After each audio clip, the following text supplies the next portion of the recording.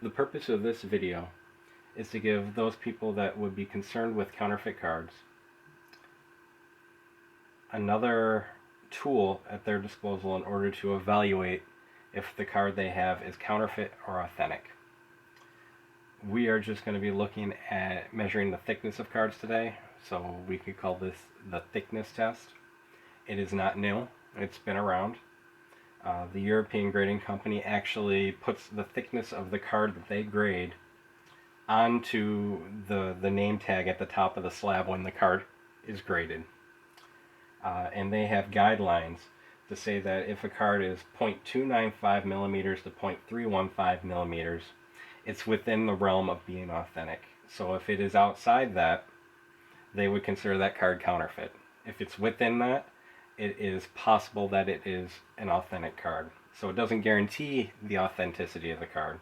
You need multiple tests, and you need, the backup of saying this card looks authentic before you could say, hey, I have a good level of confidence that this card is authentic. But it does weed out the counterfeits pretty quickly. So the caliper that I'll be using today was just purchased cheap on Amazon. I think it was $17, and it reads to the hundredths place, so 0.01 is the lowest it goes. So not quite to the scale of the European grading guidelines, which goes to the thousandth place. But basically, if it falls between 0.295 and 0.32 millimeters, you're going to say that card has the potential to be authentic. So once upon a time, there used to be a lot more skill to using a caliper. You use something called a gauge block in order to figure out the amount of force that you should be putting on this wheel in order to get a consistent result, and the gauge block was essentially just a block of a known thickness. But with this digital caliper, and you're comparing a magic card to another magic card, it's not so much of an issue anymore. The only issue that I'm having with this video is actually getting it to focus on anything down here. But we'll give it another shot. So I'm going to take a more recent card.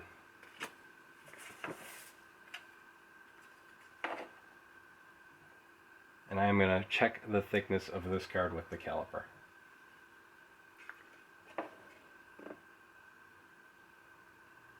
So I am getting 0.30 millimeters. So this card would not be deemed counterfeit. Go to an older card. Let's go to Siphon Soul from Legends.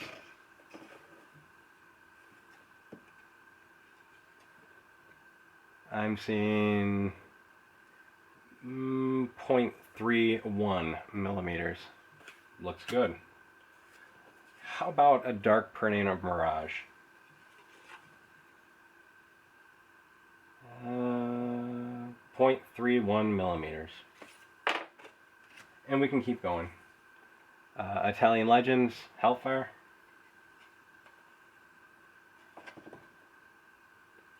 0.30 millimeters. And the good thing about this is also you can just do a block of cards. So we got an Apocalypse Hydra, the Chief Stands Alone, a Grindstone, Swiftfoot Boots, Briar Patch. So I should be able to take these 5 cards, the caliper, and it should come out close to 1.50. So 1.54, which isn't too bad for a stack of cards.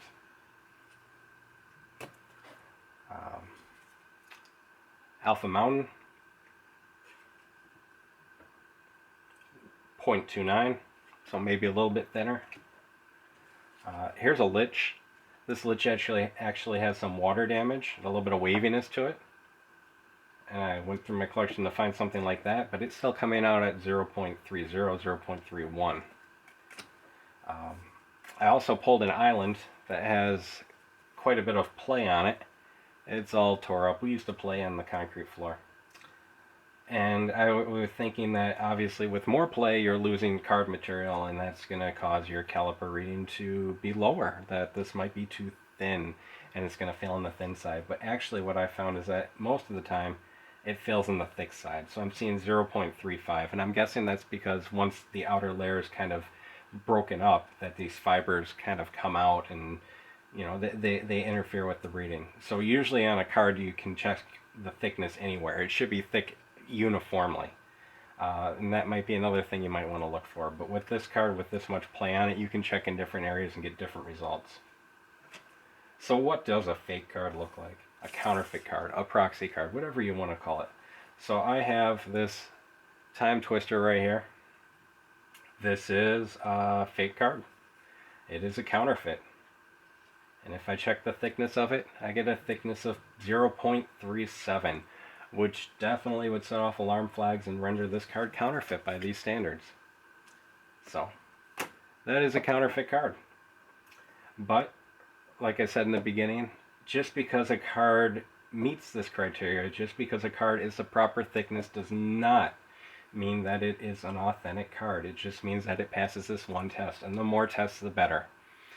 Now, in my early days, I had a lot of proxies that I would use to play the game with. And, you know, not to brag, but most of my proxies would pass pretty much any test that people throw at them. Any of these tests like this. So I've got one of those proxies. This is a Soviti Digger. It passes the bend test, passes the light test, passes the thickness test. Let's check the thickness of this card. I'm seeing 0.30. So it passes all those tests. You know, so it's definitely a matter of looking at a card and trying to figure out what's wrong. And when you compare it to an authentic one, the first thing that should jump out to you is that Soviti Digger, it's spelled wrong. Look at that. That's fake. That's real.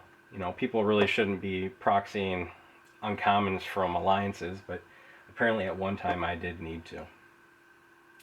So before I close out this video, what is the difference in thickness between these cards in this case with these proxies? So this time twister, about 0.05 millimeters thicker than an authentic card. And if you take an authentic card and you put it next to it and you touch the two of them together, you can run your finger over it and you can feel that this card is thicker.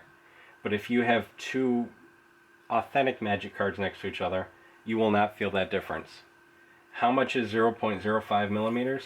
It is the inside thickness of one side of a perfect fit sleeve. So that's how much thickness difference you're talking between at least this proxy and an authentic card. And obviously that can change, and that's why these tolerances are so tight, because they have to hit the thickness exactly in order for it to pass this one test.